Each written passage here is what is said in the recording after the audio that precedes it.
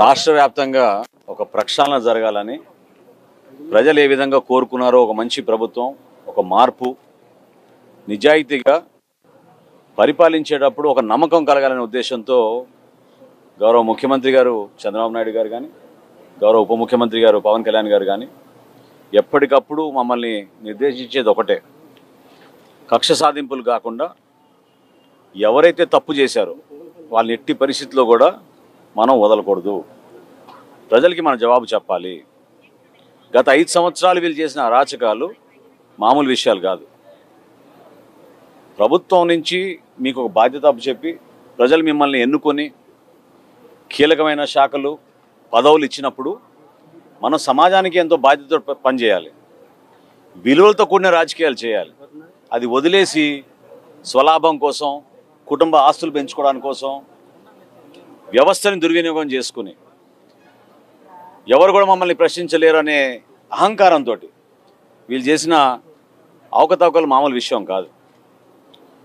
ఎప్పుడైతే civil supplies డిపార్ట్మెంట్లో ఒక ప్రక్షాళన జరగాలి, కొన్ని పొరపాట్లు జరుగుతున్నాయని మా దృష్టికి వచ్చినాయో రాష్ట్ర వ్యాప్తంగా ఒక వీడియో కాన్ఫరెన్సు నవంబర్ 26వ తారీఖున రాష్ట్రంలో ఉన్న ప్రతి గోడౌన్లో ఉన్న యాజమానిని, అక్కడ ఉన్న మా డిస్ట్రిక్ట్ మేనేజర్లని, జాయింట్ కలెక్టర్లని మా పౌర సరఫరాల శాఖ నుంచి మా ఎండి గారు ఒక వీడియో కాన్ఫరెన్స్ ఏర్పాటు చేసి రేపు ఉదయం నుంచి మీరు ప్రతి బస్తా లెక్కబెట్టి ఆ గోడౌన్లో రిపోర్టు మాకు అందించాలని చెప్పి ఆదేశించడం జరిగింది. ఇది నవంబర్ 26వ తారీఖున. అదే రోజు రాత్రి జేఎస్ వేర్ హౌస్ పేరుని జయసుధా గారు హడావిడి చేసి మరుసటి రోజే మా దగ్గర బస్తాలు లెక్క తప్పింది, తప్పు మాది కాదు, అక్కడున్న వేయి బ్రిడ్జ్ది. అంటే ఇట్లా 2 గోడౌన్లు పక్కన పక్కన ఉంటే ఈ గోడౌన్లో తీసుకెళ్లిన సరుకు మరి మేము నిర్ధారించిన మేరకు పొరపాటు మాదని మేము ఒప్పుకుంటున్నాం అని వాళ్ళే స్వయంగా ప్రకటించారు, వాళ్ళే లెటర్లు రాశారు. అప్పుడు మా సివిల్ సప్లైస్ డిపార్ట్మెంట్ నుంచి మా నిబంధనల మేరకు 1 మెట్రిక్ టన్ దాటితే డబుల్ పెనాల్టీ వేస్తాం.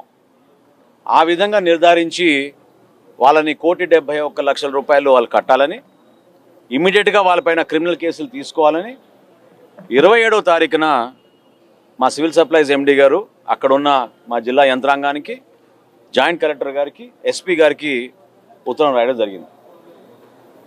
ఆ రోజు నుంచి కూడా వీళ్ళు సహకరించలేదు.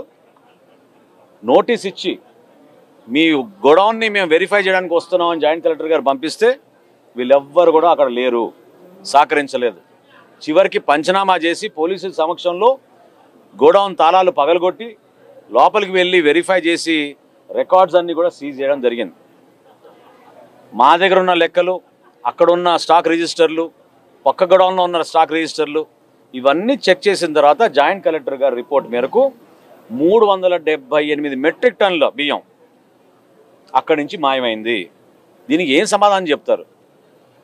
అనవసరంగా మీరు ఒక ప్రెస్ కాన్ఫరెన్స్ పెట్టి, అంటే మీ కుటుంబ సభ్యుల పైన పేర్లు పెట్టమని మేము ఏమైనా చెప్పామా?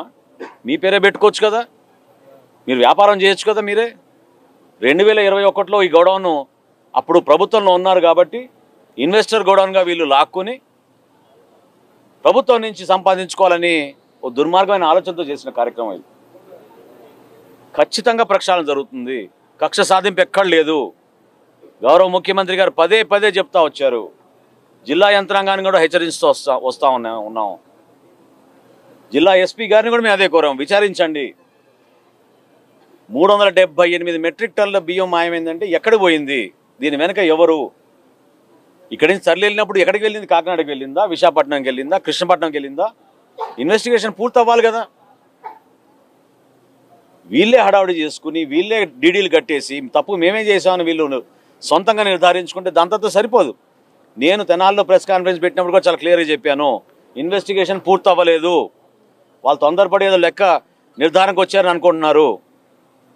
నిన్న నిర్ధారించారు 378 మెట్రిక్ టన్నుల బియ్యం అక్కడి నుంచి మాయమైంది. ఖచ్చితంగా దీనికి మీరు పెనాల్టీ కట్టాలి, క్రిమినల్ కేసెస్ మీ పైన పెడతారు. చట్ట ప్రకారంగా చేయాల్సిన కార్యక్రమాలు మా ప్రభుత్వం ఖచ్చితంగా చేస్తుంది. అంతేగాని ఇందులో ఎవరిని కూడా టార్గెట్ చేసి వ్యక్తిగతంగా ఇబ్బంది పెట్టాలన్న అవసరం కూటమి ప్రభుత్వానికి ఏనాడు కూడా లేదు. మీ నాయకుడు చేసినట్టు మా నాయకులు ఎప్పుడు చేయరు. పవన్ కళ్యాణ్ గారు కానీ చంద్రబాబు నాయుడు కానీ ఎప్పుడు కూడా ప్రభుత్వం అంటే ప్రజల్లో విశ్వాసం నింపాలి, నిజాయితీగా పనిచేయాలి. కానీ ఎవరైతే ఇటువంటి చర్యల్లో పాల్గొన్నారో వాళ్ళని కూడా వదిలే ప్రసక్తి లేదు. కాబట్టి ప్రజలు చూస్తున్నారు, వ్యవస్థ ఖచ్చితంగా ప్రక్షాళన జరుగుతుంది. అందులో భాగంగా మీలాంటి వ్యక్తులు ఎవరైతే ఇటువంటి కార్యక్రమాలు పాల్గొన్నారో ఖచ్చితంగా మీరే ప్రజలకి క్షమాపణ చెప్పాలి.